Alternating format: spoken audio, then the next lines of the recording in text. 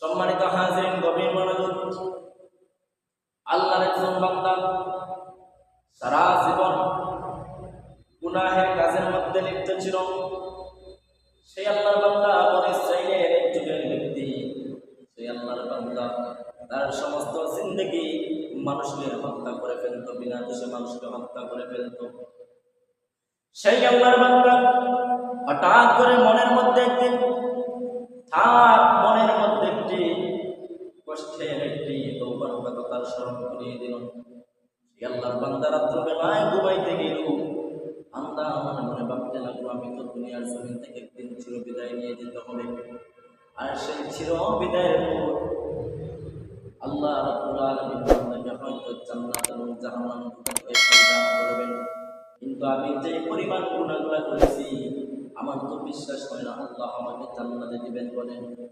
সেই বনী ইসরাঈলের যুগের বান্দা এই সমস্ত কথা ভাবতে ভাবতে রাত্রবেলা ঘুমিয়ে গেল। পরের দিন যখন সকাল হলো, বান্দা মনে মনে ভাবলো, আমার সেই সমস্ত পাপের জন্য আল্লাহর কাছে তওবা করতে হবে।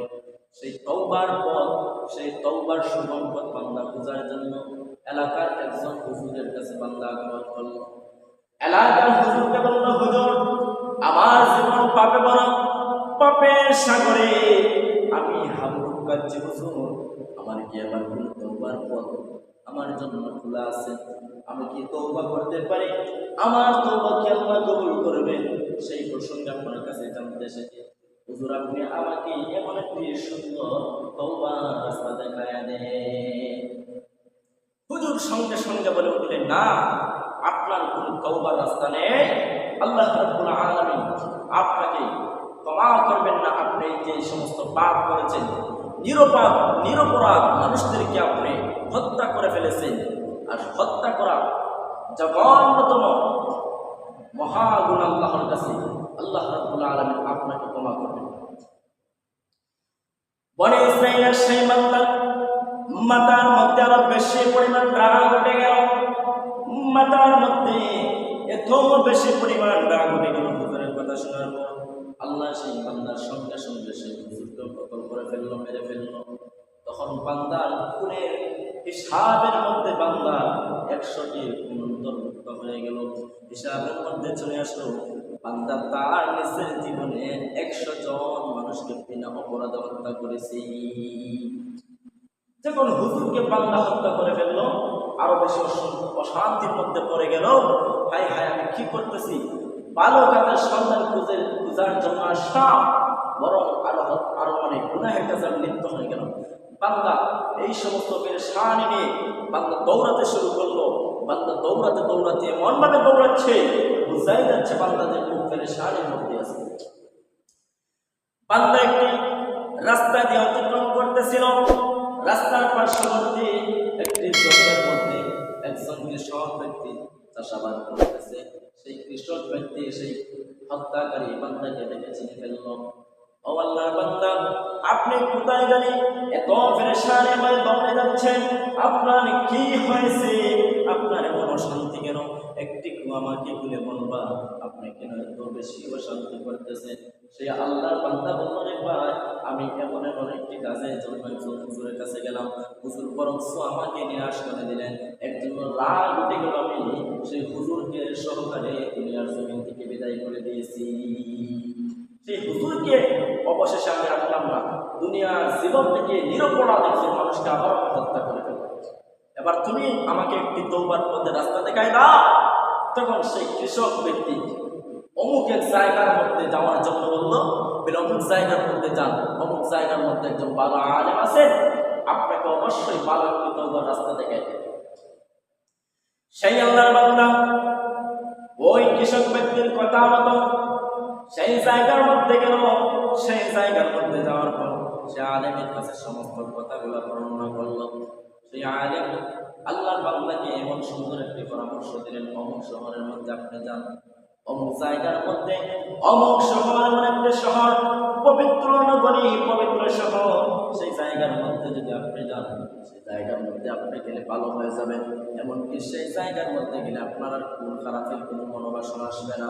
এমনকি সেই জায়গার মধ্যে গিয়ে যদি আপনি জীবনের সমস্ত পাপগুলোকে সম্মুখে নিয়ে অনুশোচনার মধ্যে পড়ে, অনুতপ্তের মধ্যে পড়ে আল্লাহর কাছে যদি আপনি তওবা করতে পারেন, আমি শিওর আল্লাহ রাব্বুল আলামিন আপনার জীবনের গুনাহগুলো ক্ষমা করে দিবে।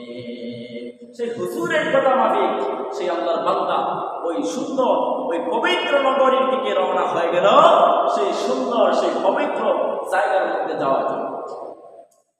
সম্মানিত হাজিরিন, গভীর মনোযোগ, আমাদের সকলকে সব সময় মনে রাখতে হবে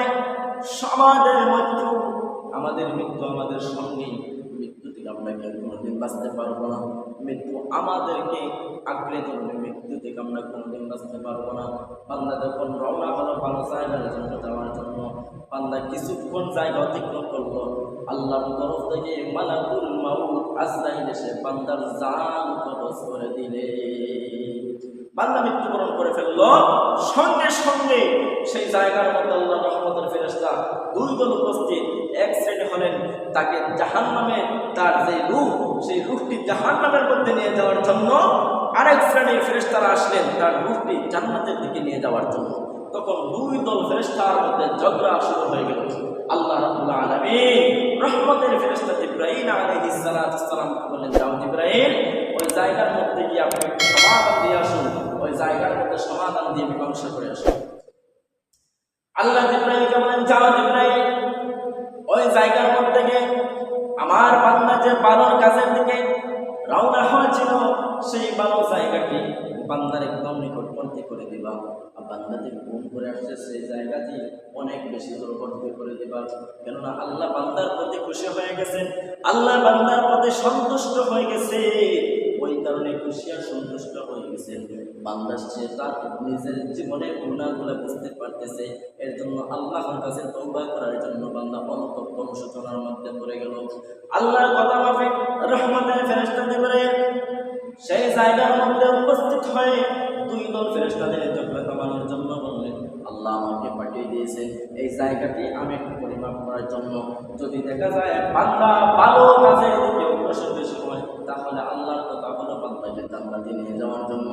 আর যদি দেখা যায় বান্দা সেই খুন করে যে আসছে সেই জায়গাটি যদি কান্দা মানে একদম বান্দার নিকটবর্তী হয়, তাহলে আল্লাহ বলেছেন বান্দাকে জাহান্নামের মধ্যে নিয়ে যাওয়ার জন্য। ওইদিকে আল্লাহর ফয়সালা হয়ে গেল। আল্লাহ বলে, জমিন, আল্লাহর তরফ থেকে কথা আসলো, জমিন তুমি ভালো কাজের দিকে সংকীর্ণ হয়ে যাও। আর বান্দাকে খুন করে আসলো সেই জায়গাটি একটু দূরবর্তী হয়ে যাও, সেই জায়গাটি অনেক বেশি দীর্ঘ হয়ে যাও।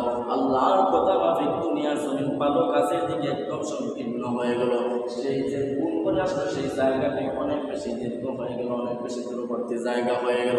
রহমতের ফেরেশতা জিবরাইল আলাইহিস সালাম সেই জায়গা পরিমাপ করে রহমতের দুই দল ফেরেশতাদেরকে বললেন, বান্দা তো ভালোর কাছে দিকে খুব বেশি তাড়াতাড়ি অগ্রসর হয়েছে, বান্দার ভালোর কাছে রাস্তাকে একদম ক্ষণ এবং খুন করে অনেক জায়গা অতিক্রম করে ফেলে এসেছে। আল্লাহর কথা মাফিক হলো বান্দাকে আল্লাহ জান্নাতের মধ্যে প্রবেশ করায় দিবেন। সুবহানাল্লাহ।